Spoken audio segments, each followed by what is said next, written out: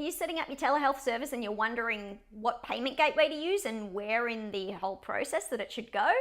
Well, let's have a chat about that today.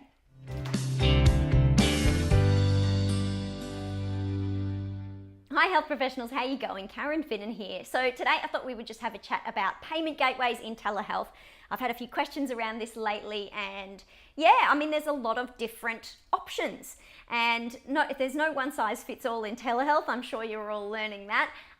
So where should your payment gateway go in your telehealth process, and what should you use to collect payment?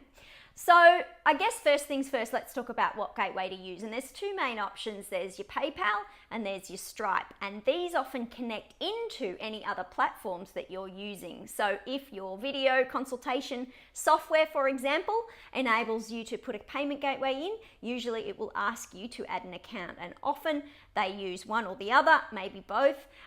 Look, at the end of the day, I guess the best way to explain the two is that PayPal is a bit old and outdated and clunky. Stripe is the new kid on the block, much more user-friendly, and moving forward, a lot of these platforms are choosing to use Stripe moving forward. So if you're a PayPal user, it's probably time to update and set up a Stripe account.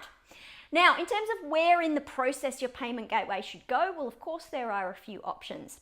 So for some people, it's a case of having it as a button on their website so that to book the consultation, they're clicking and paying. This is a very easy way to go, and Stripe will let you create a button that you can put on your website that will take them through that payment gateway. I suppose the upside is that is easy and it gets the payment up front and out of the way.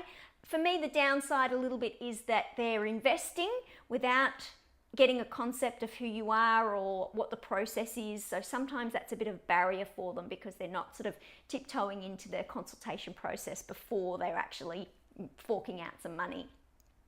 So next option is sometimes once you've initiated the online consultation process, there may be some forms, some intake forms or subjective assessment forms that you want them to fill out. And this is also another opportunity where you can put a payment gateway in there. Now, a good thing about this is that they've started the process, they're investing, they're starting to tell you their story, give you their details, so they've obviously built up that level of trust before you're then saying, here, pop in your credit card details.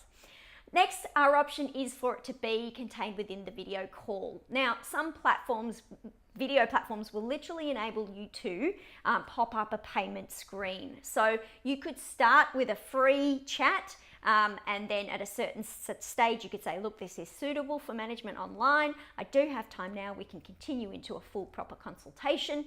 I'll just pop up a payment screen so you can fix that up for us and we can get started. So obviously that is the upside of doing it that way is people are there, they've gotten to know you, they've met you, they're invested before you're then asking them for their credit card details. The downside of it is I know I personally would find it very hard as a giver and a health professional to stop at a point where I transition and upsell them to that full consultation. I prefer to give value first and then let them make the choice to invest, and then we do the consultation rather than be there on the video call, giving them some information and, selling myself short, saying that they just need a few tips and a few exercises and I can give that quickly and let's just keep it as a free consultation. So they're the considerations to make. There's lots to think about there. Work out what works for you, and it might be testing a few different ways before you really find what works best.